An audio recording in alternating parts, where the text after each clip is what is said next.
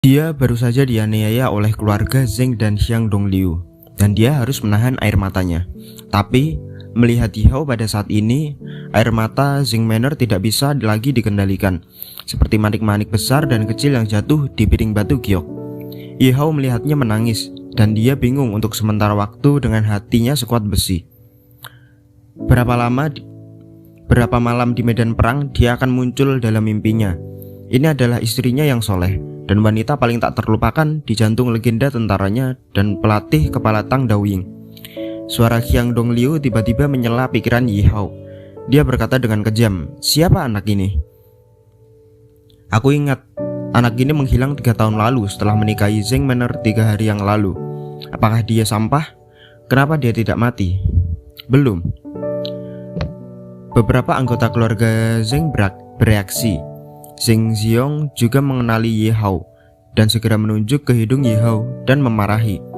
"Sampah, kamu masih memiliki wajah untuk kembali. Apa kamu tahu berapa banyak ejekan yang diderita keluarga Zheng kami karena kamu? Bertarung hari ini, patahkan kakimu." Keluarga Zheng penuh dengan kemarahan. Xiang Dongliu juga bereaksi pada saat ini.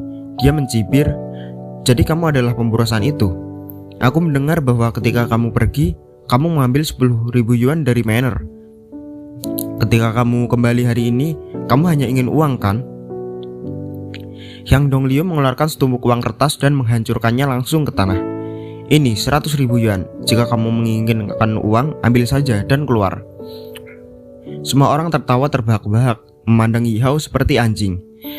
Yang sangat murah hati, 100.000 yuan pemborosan ini tidak dapat menghasilkan uang dalam hidupnya. Saya kira dia harus dengan patuh mengambil uang seperti anjing. Yihao tidak berbicara dan menatap Xiang Dongliu dengan kosong. Keluarga Zheng mengira Yihao takut. Pak tua Zheng tersenyum puas. "Tepat ketika kamu kembali, Manor kamu akan bercerai hari ini." Air mata di wajah Zheng Manor tidak kering. Dia hanya menggelengkan kepala dan tidak berbicara. Mata Tuan Zheng berkedut karena marah. Xiang Dongliu mengalihkan pandangannya dan melihat tayangan ulang perayaan Tang Daoying di TV. Dan dia punya ide dalam hatinya. "Tuan, jangan terlalu memaksakan Manor. Dia masih terlalu naif. Dia tidak tahu sub ekstasi macam apa yang telah dituangkan oleh pengemis ini. Identitas Anda tidak akan berpikir begitu." Zheng Xiong di samping tersanjung. "Bagaimana Tuan Xiang bisa menjadi generasi kedua orang kaya? Anda tidak bergantung pada koneksi keluarga. Saya telah mencapai posisi eksekutif di perusahaan investasi." Xiang Dongliu melirik Zheng Xiong dengan puas dan menggelengkan kepalanya berpura-pura. "Ini hanya pekerjaan, tidak layak disebutkan. Izinkan saya memberitahu Anda sesuatu." Xiang Dongliu menunjuk ke TV. "Kalian semua telah menyaksikan upacara perayaan kembalinya Tang Daoying yang telah penuh kemenangan. Pasti menontonnya seluruh negeri, siapa yang tak menontonnya? Kempi Sautang meningkatkan praktisi negara kita, benar-benar kebanggaan musim panas kita. Kepala instruktur Tang Daoying itu hanyalah seorang sarjana nasional. Jika saya memiliki kesempatan untuk bertemu dengannya, saya akan mati tanpa penyesalan." Beberapa anggota keluarga Zheng berkata. Xiang Dongliu tersenyum, tidak dapat dipahami. "Saya tahu pelatih kepala." "Apa? Tuan Xiang, Anda benar-benar tahu pelatih kepala Tang Daoying?" "Iya Tuan, benarkah?" "Tuan Xiang, beritahu kami dengan cepat, bagaimana Anda tahu pelatih kepala?" Xiang Dongliu melihat sekeliling secara misterius, lalu membuat gerakan mencemooh dan berkata, "Sekarang seluruh negeri sedang mendiskusikan Tang Daoying. Tetapi di seluruh kota Nanhai, jumlah orang yang benar-benar mengenal Tang Daoying tidak lebih dari 5 jari. Dan aku pergi ke timur, yang kebetulan salah satunya. Jika aku mempunyai kesempatan hari ini, aku akan memberitahumu rahasia Tang Daoying. Meskipun semuanya adalah rahasia bintang 5, cepat atau lambat kita adalah keluarga. Jadi tidak apa-apa untuk berbicara denganmu. Namun Anda hanya diperbolehkan untuk mendengarkan dan tidak boleh berbicara." Semua orang terkejut. Xiang Dongliu terlalu hebat. Dia benar-benar tahu pelatih kepala dan tahu rahasia Tang Daoying. Semua orang di keluarga Zheng duduk tegak. Sepertinya mereka tidak sabar untuk mendengarkan. Xiang Dongliu melihat sekeliling. Dia menikmati perasaan menjadi pusat penonton. Tang Daoying, saya adalah pemimpin dari 9 tentara top di Daxia. Karakteristiknya adalah bahwa setiap sersan di batalion Tang Dao memakai pisau tang khusus di pinggangnya.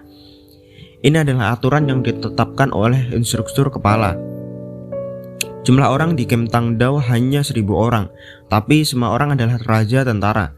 Di tentara lain mereka benar-benar nomor 1, tapi di camp Tang Dao, orang-orang ini adalah tentara biasa. Selain itu, Anda tidak tahu bahwa beberapa tahun yang lalu, Tang Daoying hanya tempat berlapis emas untuk sekelompok anak-anak dari keluarga bangsawan. Itu adalah pelatih kepala yang bergabung dengan grup dan melatih kelompok playboy dan menempa mereka menjadi tentara paling kuat di dunia. Dengan satu tangan menciptakan Invisible Camp Tank Saber. Sangat dilebih-lebihkan. Zheng Zi berkata tidak percaya. Ini berlebihan. Elemen bersenjata di Changchun di luar negeri sangat kuat kan? Tetapi ketika mereka melihat orang-orang dari camp Tang Dao, mereka harus memutar. Dikatakan bahwa suatu kali mereka sersan dari batalion Tang Dao lewat. Oleh situs Zhejiang menakut-nakuti mereka. Perkemahan telah mengibarkan bendera putih. Xiang Dongliu berkata dengan penuh semangat, seolah-olah dialah yang hadir. Yang lain terkejut ketika mereka membayangkan gambar itu. Para militan di Zhejiang adalah tulang keras yang tidak bisa dikunyah oleh negara yang berperang. Tetapi ketika saya bertemu dengan beberapa sersan biasa dari camp Tang Dao yang lewat, mereka langsung mengibarkan bendera putih. Ini bukan apa-apa, kali ini Eurasia.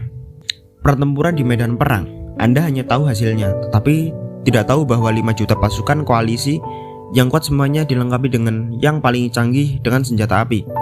Dia adalah pelatih kepala batalion Tang Dao yang memimpin batalion Tang Dao untuk membagi pasukan menjadi 8 arah dan menghancurkan tentara sekutu. Itu bahkan menangkap petugas lawan hidup-hidup. Xiang Dongliu meludahkan mulutnya dan sangat bersemangat.